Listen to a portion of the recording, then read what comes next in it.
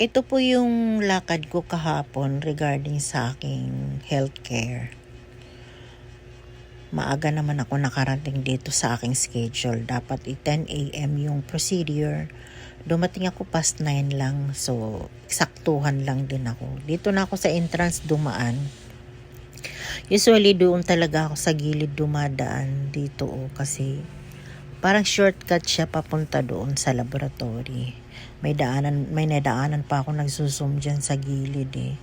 Tapos di pa rin talaga ako sure kasi kahit ilang beses na ako nagpabalik-balik dyan. Naliligaw ako dahil dito sa halimbawa tong araw na to dito ako dumaan.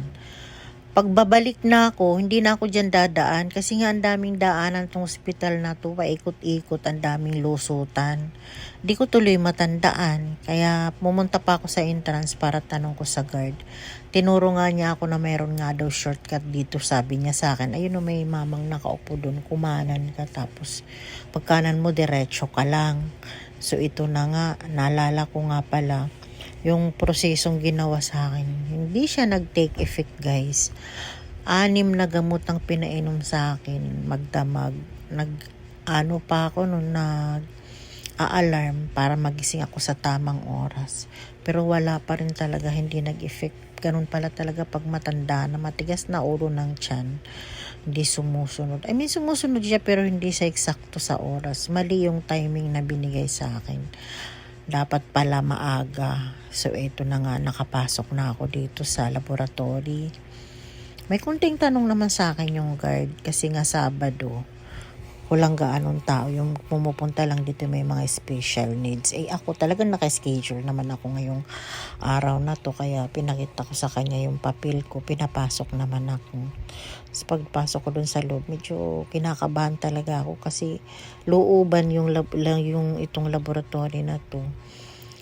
Tapos wala pang tao dahil Sabado. Siyempre iba yung kilabot pag nasa loob ka ng ospital, diba? Tapos may nadatnan akong mga kasabayan ko. Isa lang yung nasa counter. So pinakita ko sa kanya, ikaw pala ma'am, sabi ko opo. Tapos binigyan niya ako ng number.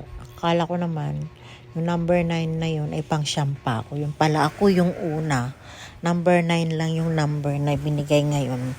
Yun ang kasunod sa nangyari kahapon na mga ginawa. So ayan. Yan yung papel na kailangan kong pirmahan, parang waiver. Kasi nga, dapat meron akong kasama.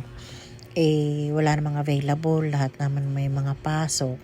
So, pinapirma ako na okay lang sa akin na gawin ako kahit na wala akong kasama. Ayan, 3 lang kami talagang gagawin sa araw na to. Ayun na nga, kinuha na ng medtech yung aking papel para mag-insert na siya sa akin kung ano yung gagawin. Kasi nga, dapat mayroon pang maliban dun sa mga pinainom sa akin, may insert pa ring medicine sa akin. Kaya nilagyan ako ng caps lock na yan. Sabi niya, sige ma'am, pasok ka na dun sa loob, magpalit ka na ng gown. Ayun, nung nakapagpalit na ako ng gown, nakita ko na yung machine. Binidyohan ko to, sabi niya sa akin. Sige ma'am, pwede ka mag-selfie dyan kasi mamaya pag umaandar na, hindi na pwede. So, madaling sabi, ginawa na ako. Ito, nakalabas ako. Alam mo ba, nahihilo ako. Yung pala dahil dun sa gamot na binigay sa akin. 2 gamot ang inject doon sa caps lock na yon.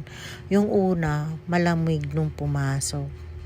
Tapos, pinapakiramdaman ko lang. Pero tinatanong, ma'am, malamig yan ha? Naramdaman nyo po? Opo, sabi ko. Sunod, meron na. Ayan ma'am, mainit. Na-feel nyo po.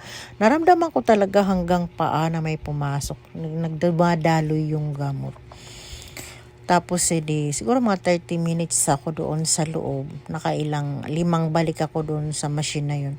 Sinushoot ka, tapos may maririnig kang instruction na gagawin mo.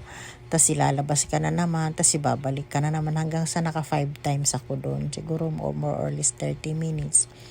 Pagtayo ko, sabi niya, ma'am, mahihilo ka niyan. Obserbahan mo, nga nahilo. Upo ka muna. Tapusin natin yung 1 hour na effect ng gamot ay mga 30 plus na ako. Nagantay ako doon hanggang sa 1 hour. Sabi niya, ma'am, okay ka na po, tanggalin na natin yung caps lock sa kamay mo. Tapos pwede nyo na po tanggalin yung gown mo. Tapos, sige, 5 minutes ka pang uupo bago ka lumabas. Tapos, nung lumabas na, ay, nung umano na ako, 5 minutes na. Pwede ka na umalis, ma'am. Kahirap kasi wala kang kasama. Sabi ko, kaya ko naman. Sige, ma'am, ayan.